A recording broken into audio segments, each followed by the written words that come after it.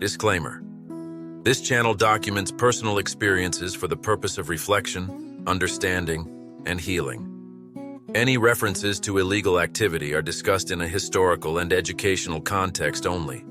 The engines roared and we shot down the tarmac, and seconds later we were in the air. Flying. Finally in the air.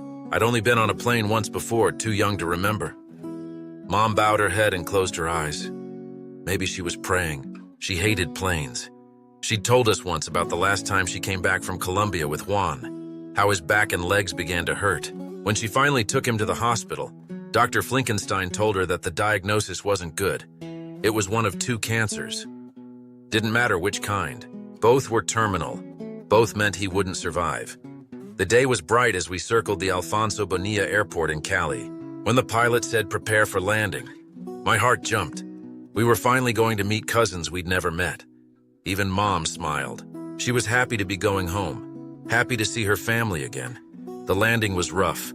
Tires slammed the tarmac and everyone yelled. Mom's rosary was clutched so tight in her hand I thought Jesus would shoot out of it like a blackhead. Through the window I saw 2 guys rolling a staircase towards the plane. As we stepped out onto the stairs, Mom's eyes scanned the crowd, searching for a familiar face. And then, there she yelled. She pointed to 2 women waving it and kids bouncing around them. We ran to the gate. Later I'd learned they were our aunts and cousins.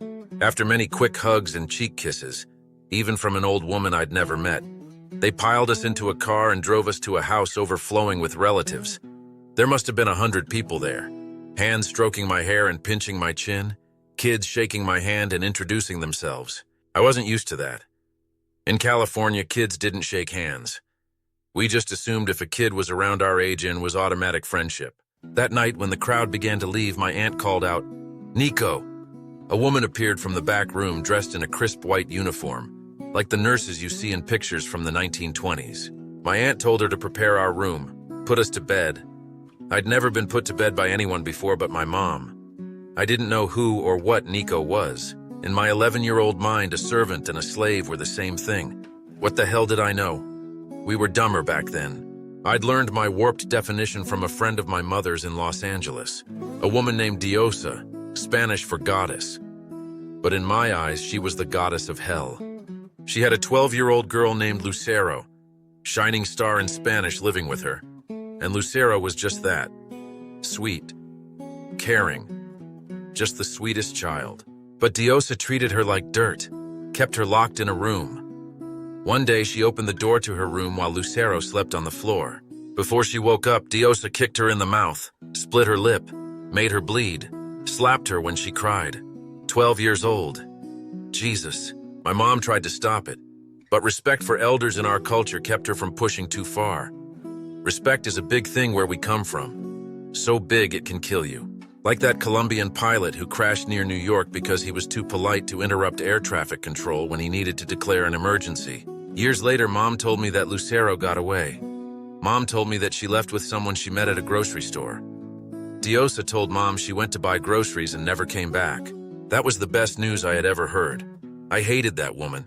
I've searched for Lucero on Facebook. I even placed an ad on a California newspaper asking her to contact me. I'd give anything to see her again. Tell her I'm sorry the pain she went through, and maybe put the memories that have haunted me for years to sleep. So when I first met Nico, I guess I carried that same twisted thinking. I asked her on morning to clean my room before we went to the park. But I didn't just ask. I ordered, told her to move her ass or she wouldn't get dinner. What the hell was wrong with me? I wish I could go back in time and beat me to a pulp. I wasn't raised to treat people like that. I was just lazy, 11-year-old lazy kid. Nico said nothing, walked out, didn't clean the room. Andy, who was about 8 at the time, said maybe we should whip her. We didn't know the rules of slave ownership.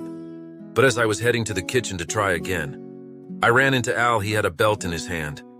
I thought maybe he was there to help us whip Nico. Oh, was I wrong?